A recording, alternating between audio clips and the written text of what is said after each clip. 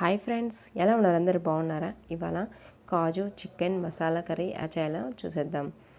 ఇక్కడ కాజు ఒక 20 వరకు తీసుకున్నాను. ఇవన్నీ ఒక హాఫ్ అన్ అవర్ ముందే నానబెట్టి పక్కన పెట్టేసి ఇప్పుడు మిక్సీ జార్ తీసుకొని అందులో ఈ కాజు అన్నీ యాడ్ చేయండి.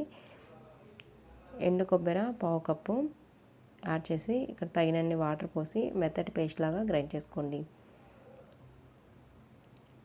చూడండి, ఇలా మొత్తం గ్రైండ్ చేసుకొని ఇదంతా పక్కన పెట్టేసేయండి. ఇక్కడ చికెన్ నేను ఇక్కడ 1/2 కిలో తీసుకున్నాను. ఇదంతా శుభ్రంగా వాష్ చేసి పెట్టి ఇప్పుడు ఇందులో నిమ్మకాయ సగం ఇదంతా ఇలా జ్యూసీగా పిండేసేయండి. పిండేసి ఇందులో కారం 2 టీ స్పూన్స్, మీకు ఇంకా స్పైసీ కావాలంటే ఇంకో స్పూన్ ఎక్స్ట్రా యాడ్ చేసుకోండి. సాల్ట్ 1 టీ స్పూన్, ధనియాల పౌడర్ 1 టీ స్పూన్, పసుపు పావు టీ స్పూన్, స్లైస్గా కట్ చేసిన పచ్చిమిర్చి ఒక 3,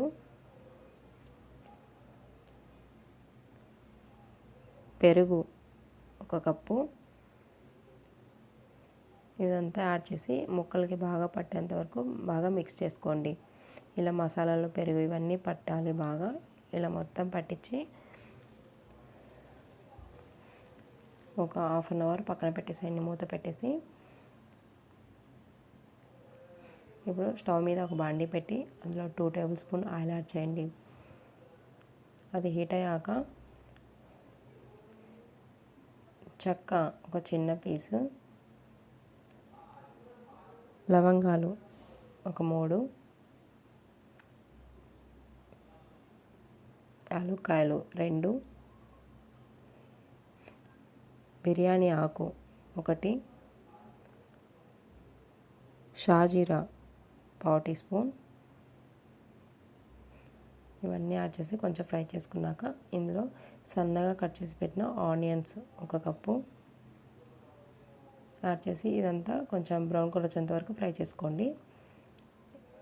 ఇలా మొత్తం ఫ్రై చేసుకున్నాక ఇందులో పావు టీ స్పూన్ పసుపు యాడ్ చేసి మిక్స్ చేసుకోండి. ఇప్పుడు అల్లం వెల్లుల్లి పేస్ట్ 1 టేబుల్ స్పూన్ యాడ్ చేయండి.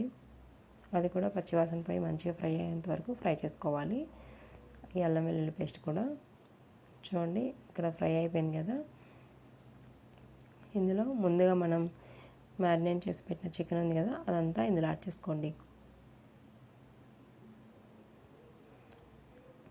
ఇలా మొత్తం యాడ్ చేసుకొని ఇదంతా బాగా మిక్స్ చేసుకోండి.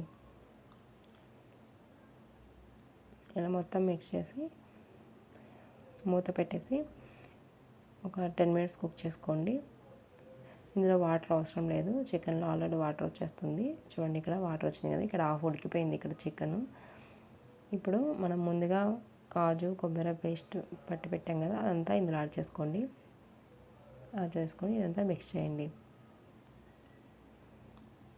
ఇలా మొత్తం మిక్స్ చేసుకొని మూత పెట్టేసి మళ్ళీ ఒక 10 మినిట్స్ కుక్ చేసుకోండి. చూడండి ఈ 10 మినిట్స్లో చికెన్ మొత్తం ఉడికిపోతుంది. ఇప్పుడు garam masala 1/2 teaspoon, chicken masala 1 teaspoon add చేసి ఇదంతా మిక్స్ చేసుకోండి. ఇంకా ఫైనల్గా కొత్తిమీర యాడ్ చేయండి. Kaju chicken masala curry ready అయిపోయింది. మీరు కూడా ఇంట్లో ట్రై చేసి మీకు ఎలా వచ్చిందో కామెంట్లో చెప్పండి. అలాగే ఈ వీడియో మీకు నచ్చినట్లయితే లైక్, షేర్, సబ్స్క్రైబ్ చేసుకోండి. పక్కన బెల్ ఐకాన్ని ప్రెస్ చేయండి. Thank you for watching.